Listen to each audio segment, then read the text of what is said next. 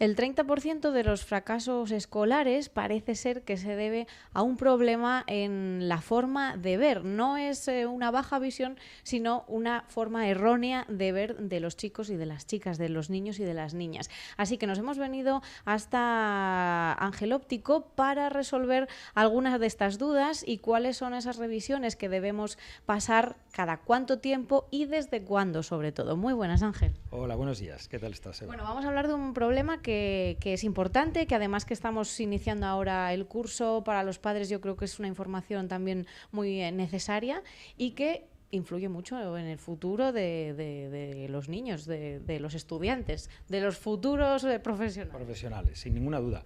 Hombre, pues ahora es precisamente el momento de empezar a hacer los análisis. Se puede hacer previamente al inicio escolar o durante el inicio escolar, controles a nuestros hijos.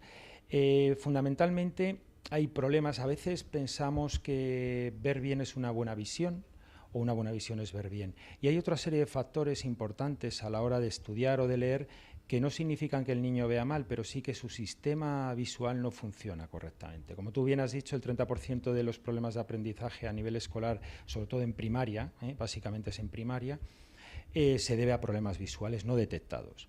O sea, nosotros pensamos que un niño, si ve bien, pues todo está bien. No es lo correcto. Puede ver bien, pero, por ejemplo, a la hora de leer se salta de línea, se acerca, cierra un ojo, se cansa, le duele la cabeza, rechaza la lectura, pero tú sabes que está viendo bien. Pero hay otros factores, que es la visión binocular, como es la acomodación o la convergencia, que pueden estar alterados. Entonces a veces se corrige o bien con gafa, con una corrección específica para cerca, o en otros casos con una terapia, una serie de ejercicios visuales. Pero es muy importante la prevención, como siempre. Entonces yo creo que es por donde los padres deben ser observadores y empezar. Todos estos problemas que has comentado, eso de saltarnos una línea, de no enfocar bien o de cerrar uno de los ojos, nos cansamos, el dolor de cabeza. Claro, son factores que van minando la atención a la hora de estudiar y que provocan efectivamente pues que un desinterés, ¿no?, por la materia. Es que lo que ocurre es que hay un rechazo por parte del niño a realizar una tarea de cerca. Si él o ella lo relaciona con algo incómodo, pues no lo va a hacer. Si él se pone, y me voy a poner a leer, pero se me va a emborronar, me salto, le cuesta, se traba. Cuando tú le preguntas, hay un dato curioso, hay a veces que tienen que releer, no son capaces de concentrarse, y eso tiene que ver con la visión en muchos casos también. ¿De acuerdo? Hay otra serie de patrones que habría que valorar, que ya no estarían dentro del área visual, pero hay casos donde eso ocurre. Entonces nosotros, los padres deben ser observadores y todos esos datos que le llamen la atención, que a veces puedan considerar normales porque el niño está empezando a leer o porque no está acostumbrado a leer tanto, deben con un profesional comprobar que efectivamente es así o que hay alguna alteración que haya que trabajar. Es algo que debemos descartar, así que si notamos estas cosas hay que acudir a un especialista. Pero hablamos de que prevenir siempre es mucho mejor, así que ¿cuándo debemos hacer esa primera revisión ocular a nuestros hijos? La primera revisión se puede hacer casi desde que naces. Ahora bien, si no encontramos nada en un bebé recién nacido con 6 meses que nos llame la atención, como pueda ser meter un ojo o como podamos observar algo alterado en la mirada o en los movimientos, en los seguimientos, a priori, no notándole nada antes de los 2 años y medio, esa sería la edad. Entre los 2 años y medio y 3, hacer el primer control preventivo. A partir de ahí viene el optometrista o viene el oftalmólogo que analice el caso, donde hay que hacer un estudio meramente controlador, ¿no?, de esa visión. Él considerará si es conveniente hacer un segundo control a los 6 meses o al año. ¿De acuerdo? Yo soy partidario, si hay pequeños factores, controlar a los 6 meses, pero el año es perfectamente válido. Hasta los 6 años el sistema visual no se acaba de formar totalmente. O sea, lo que es no el sistema anatómico del ojo, o sea, no el órgano como tal, sino lo que es visualmente lo que llamamos el proceso de metropización. O sea, dentro de ese baremo podemos encontrar pequeños defectos de visión que a lo mejor hay que esperar y ver cómo evolucionan, porque hay efectos de visión que evolucionan hacia la parte positiva. Hay efectos como la hipermetropía, hay defectos de de nacimiento que van evolucionando hacia el punto cero y desaparecen. Entonces, cuidado, porque a veces si nos adelantamos a poner una corrección entre los 3 y 6 años, podemos parar ese proceso y perjudicar más que beneficiar. Pero hasta los 6 años, un control más exhaustivo. Y a partir de ahí, sí, de los 6 a los 12, si no hay ninguna alteración visual, anualmente. Es importante también, creo, recordar cuando los pequeños empiezan a caminar, no forzarles a que se pongan de pie, porque esto, sí, es que además me llamó mucho la atención y creo que viene bien recordarlo. No forzarles a que se pongan en pie, porque si no lo hacen es porque su visión todavía no está adecuada, ¿no? Correcto. No, hay muchos más factores de eso, efectivamente. O sea, no es bueno, el aprendizaje del sistema visual empieza desde que nacen. Empiezan con movimientos de colores. Por ejemplo, los móviles con colores en la cuna, encima de la cuna, son muy útiles porque les ayuda a utilizar el movimiento ocular, a utilizar lo que llamamos seguimientos, acádigos, que van a ser muy importantes después para la lectura. Igualmente los andadores, los tacatás o los parques son perjudiciales. Son perjudiciales para la psicomotricidad, que está muy relacionado con el sistema visual. Entonces, por eso es mejor dejar al niño que gatee todo lo que sea necesario. Se va a poner de pie cuando realmente el organismo, el cuerpo se lo pida, cuando tenga ese equilibrio para estar.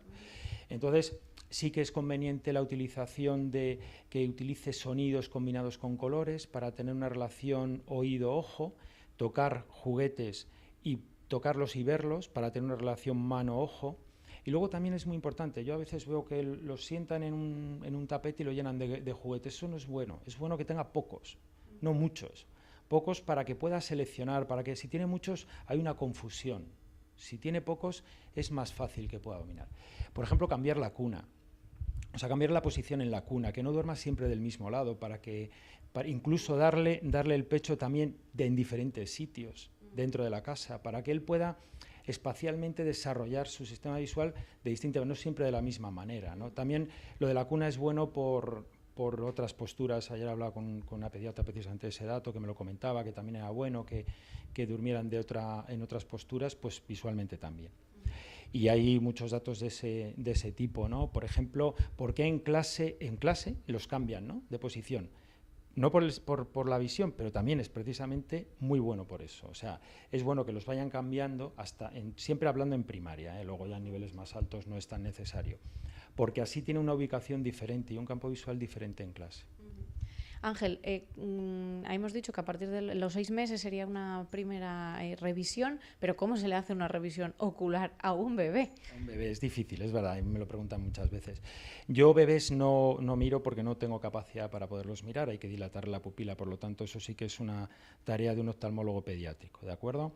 Pero bueno, los test básicamente son test de preferencia de mirada, es decir, al niño se le presentan diferentes dibujos, todos iguales, pero con una diferencia de frecuencia, ¿no?, que llamamos frecuencia visual. Entonces, el examinador, el oftalmólogo, mira a través de un agujerito y él ve hacia dónde mira el niño. Ese dibujo que él está mirando tiene una escala, eso se llama preferencia de mirada, lo ve porque es el que más le llama la atención, es el que consigue ver. Y eso te va dando un valor de una agudeza visual un poco gruesa, no te da una agudeza visual fina, pero sí que te da una orientación muy importante. En niños un poquito más mayores que todavía no saben leer, pero ya conocen los colores, ¿cómo se hacen este tipo de pruebas? Bueno, pues en estos casos hay varios test, ¿no? Yo os voy a enseñar uno, que es uno de los que utilizo, pero se puede utilizar también la de Snellen. ¿En qué posición van las 3 patitas? Él nos lo va diciendo con la mano, yo primero se lo explico, pues hacia abajo, no a la izquierda o a la derecha porque no lo controlan, sino indícame, y se lo vamos poniendo a 5 metros con diferentes cada vez más pequeñitos, y entonces él nos va valorando. Yo últimamente utilizo mucho la agudeza visual logarítmica, es mucho más exacta, es mucho más fina, y utilizo este test de caritas, donde cada carita tiene un gorro de un color y las gafas están rotas solo en una carita. Entonces el niño me dice, por ejemplo, en este caso, la carita azul tiene las gafas rotas. Muy bien, ahora se lo cambio y me dice la roja. Igualmente la azul, igualmente la verde, igualmente la roja, y automáticamente pasa a un tamaño más pequeño, y así sucesivamente hasta que el niño falle. La agudeza visual me la va indicando abajo, logarítmica indico, y eso es el valor que yo tengo que considerar hasta qué punto es normal o está alterado y qué problema visual puede tener. Y en función de eso, pues ya vamos trabajando el resto de los exámenes visuales. Es muy importante que se sepa que los niños un control escolar está muy bien, pero es un control grueso, es decir, que te digan que el niño ve bien en el colegio con un examen, un screen de 20 niños en una hora, no va a ser suficiente. Un examen binocular de un niño puede llevarte perfectamente entre media hora y 3/4 de hora. O sea, requiere muchas pruebas, mucha tranquilidad, mucha paciencia con los niños siempre, y a mí me gustan, o sea, por lo tanto no tengo mucho problema en ese aspecto. Bueno, Ángel, entonces recomendamos a la gente que haga esas pruebas, que descartemos que pasa algo raro y que si se detecta algo, bueno, pues que ya sucesivamente con las pruebas se irá viendo si se necesita algún tipo de intervención o se espera a que eso se corrija, que decíamos antes que muchas veces se va corrigiendo solo hasta llegar al lado positivo, a la normalidad. Eso es correcto. Se puede utilizar algún tipo de terapia de ayuda que puede ayudar con pequeños ejercicios que solucione ese problema que afecta directamente, que era el inicio de la entrevista, donde afecta directamente al aprendizaje. Y todo eso luego va a ser, si ese problema no lo solucionamos ahí, luego va a ser un efecto dominó, ¿entiendes? O sea, la complicación en cada curso que va avanzando en secundaria más, va a irlo arrastrando. De hecho, hay críos que tenemos nosotros con edades de 15 o 16 años con problemas de aprendizaje que vienen con problemas visuales desde la infancia, que se podían haber tratado, los estamos tratando ahora y le van a ayudar, pero claro, ahora cuando empiezan a estudiar mucho es más complicado. Bueno, pues esas revisiones como medida de prevención siempre mucho mejor, pero ¿ante qué circunstancias podemos decir esto es una alarma para saber que algo está pasando? Vamos a recordarlo por si ya está el problema. Fundamentalmente en la lectura. Podemos encontrarnos con problemas de visión de lejos, pero uno de los datos importantes a esa edad, siempre estamos hablando en primaria, es pues eso, que el niño cierre un ojo a la hora de leer, que se frote mucho los ojos, que se queje de dolor de cabeza, que deje la lectura inmediatamente, que notemos que se salta de línea, que marca con el dedo o que incluso le preguntamos lo que ha leído y no se acuerda. O no lo recuerda, se despista, pierde la concentración, ¿no? Pues son síntomas, somnolencia incluso, a veces me duermo. Hombre, si es a las 10 de la noche es normal, pero hay a veces que a lo mejor después de comer se pone a leer y también tiene esa sensación de dormirse, ¿no? Leyendo. Esto es por lo menos una alarma, ¿no? Y que hay que investigar. Ángel, pues muchas gracias. Simplemente estos consejos para que los vayamos poniendo en práctica. Muchísimas gracias a vosotros.